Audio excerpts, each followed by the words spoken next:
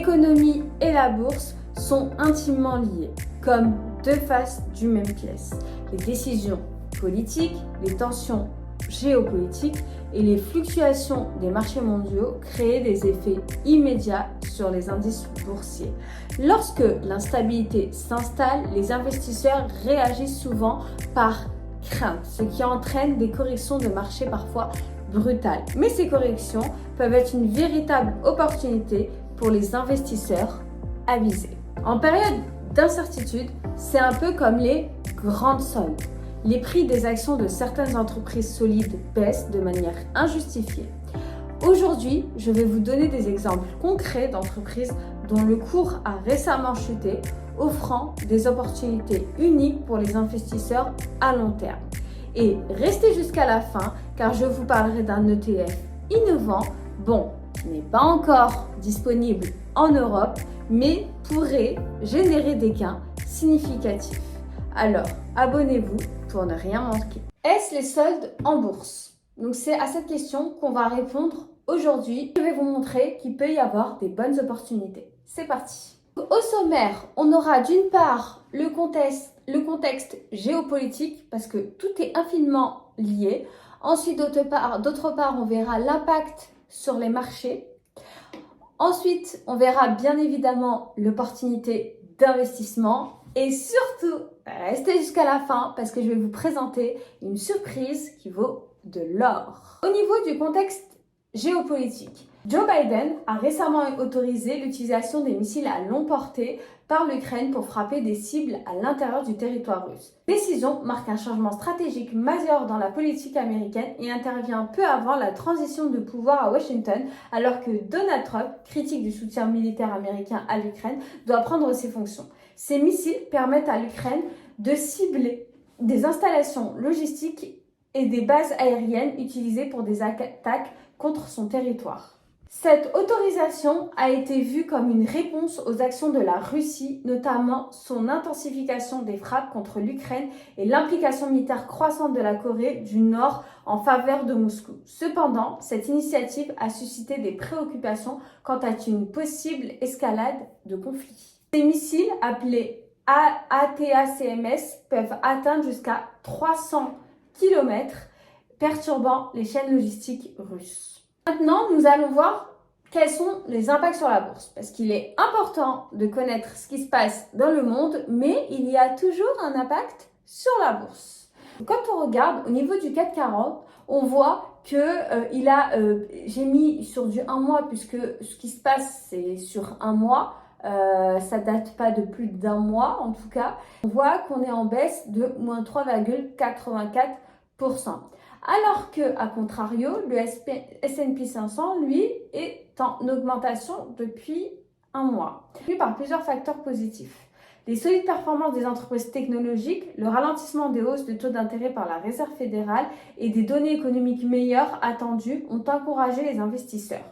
Ces éléments ont créé un climat de confiance sur les marchés, détournant temporairement l'attention des tensions géopolitiques. Ce contexte a permis au S&P 500 de surmonter l'incertitude liée à la guerre et d'afficher une progression sur le mois. Toute cette histoire géopolitique, on voit que ça a impacté plusieurs secteurs. Le secteur de la défense, le secteur de l'énergie, le secteur des matières premières et enfin les secteurs des devises. Au niveau des secteurs de la défense, on pourrait penser que les entreprises dans ce secteur-là pourraient voir leur action augmenter en réponse à une demande accrue de matériel militaire. Les actions de sociétés comme Lockheed Martin, comme on le voit ici, ou comme encore BAE Systems pourraient bénéficier de cette dynamique. On le voit que depuis 1 mois, elle a baissé le Lockheed Martin de moins 6,06%. Mais quand on regarde le consensus des analystes, on voit qu'ils sont plutôt dans l'optique de renforcement, en gros, d'acheter, si vous en avez déjà, d'en racheter. Pour BAE Systems, c'est à peu près pareil, on est sur du moins 1,27%, donc on a eu quand même une baisse depuis 1 mois de moins 1,27%. Sur 1 mois et au niveau du consensus des analystes, on voit qu'on est sur un principe d'accumuler, donc d'augmenter encore plus, puisqu'on voit ici, on est dans un objectif d'accumulation. Donc ici, on a un objectif de plus 10% en objectif moyen, alors qu'en objectif A, on est à plus 23%. Au niveau des énergies, le marché de l'énergie est aussi directement affecté par des tensions géopolitiques. Forcément, hein, on parle de la Russie. Toute intensification du conflit pourrait perturber les chaînes d'approvisionnement énergétique, notamment en Europe, ce qui pourrait entraîner une hausse des prix du pétrole et du gaz naturel. Qui dit énergie, on va bien évidemment parler de Total Energy. Donc ici, Total Energy, on voit que pendant un mois, elle a baissé de moins 5,74%. Donc on est à 56,79 euros. Donc Total Energy, on est dans un objectif d'accumulation. Ne me demandez pas pourquoi c'est en USD, c'est bien Total Energy que j'ai pris. C'est juste que je pense qu'ils doivent mettre le cours E en USD. Bref, donc on est sur du plus 26,90% sur l'objectif moyen. Alors que l'objectif haut, on est quand même à plus 62,92%. Et l'objectif bas reste quand même positif. On est à plus 5,53%. Donc au pire, vous serez à plus 5,53%. La stabilité géopolitique peut aussi affecter les prix des matières premières, notamment les métaux précieux comme l'or, souvent perçu comme une valeur refuge en période de crise. Si les investisseurs anticipent une période d'incertitude prolongée, les prix de l'or peuvent augmenter. On le sait tous qu'en cas de crise, on va vers l'or. Donc l'or, on voit par exemple l'entreprise Barrick Gold qui, elle, est à moins 14,49% en un mois. Sur un mois, alors que on voit qu'on est dans une recommandation d'achat. On est sur du plus 30%, un objectif moyen. L'objectif haut, c'est quand même plus 51%. Et l'objectif bas, on est sur plus 10,52. Donc au pire, vous serez à plus 10,52%, ce qui est énorme. Toujours dans les matières premières, on a Newmont Mining. Désolée, peut-être je le prononce mal. On est à 43,66 $. On est quand même sur du moins 25,60% pendant au moins un mois. On est bien sûr dans une recommandation qui est d'achat puisque ça attend un objectif moyen de plus 30,89%, objectif haut plus 51,04%, tandis qu'un objectif bas plus 10,52%. Là, je parle que des consensus et je parle uniquement des graphiques. Je ne vais pas loin dans la réflexion. Il faudrait analyser en plus approfondi. C'est juste pour vous montrer que via ce genre de contexte, il peut y avoir des grosses opportunités. Ensuite, on va parler des devises. Le dollar pourrait se renforcer dans un environnement de risque accru car il est souvent perçu comme une valeur refuge. Les investisseurs se tournent vers le dollar pour sécuriser leurs actifs en période de crise. Et la fluctuation sur les devises émergentes, les monnaies des pays émergents, en particulier celles proches de la zone conflit ou dépendant des exportations d'énergie, pourrait se déprécier en raison de l'incertitude accrue. C'est pour ça que j'ai mis le zloty polonais, le hryvnia ukrainienne, désolée, je ne sais pas le dire, la rouble russe et enfin le roumain.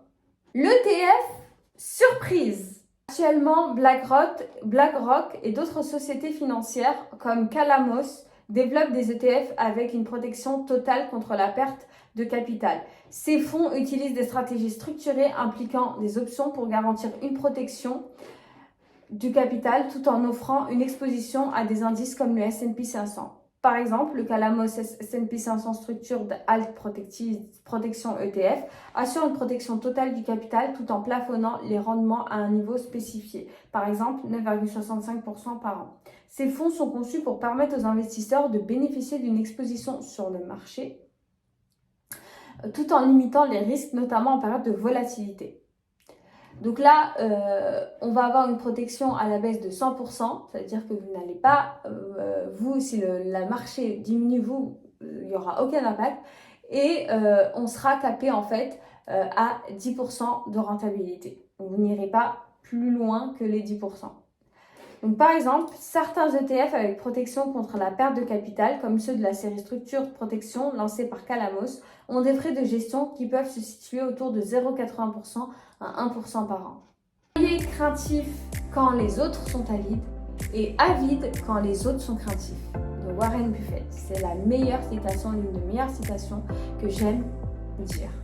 Puisque, en résumé, bien que l'instabilité puisse effrayer, c'est souvent là que naissent les meilleures opportunités. Si vous êtes prêt à investir à long terme, le moment peut être idéal. N'hésitez pas à vous abonner. Là, j'ai été que partiellement sur les cours, sur les entreprises. Bien évidemment, il y aura une réflexion un peu plus profonde dans d'autres types d'entreprises. Le but dans cette vidéo était de vous montrer l'impact de l'économie face à un contexte géopolitique.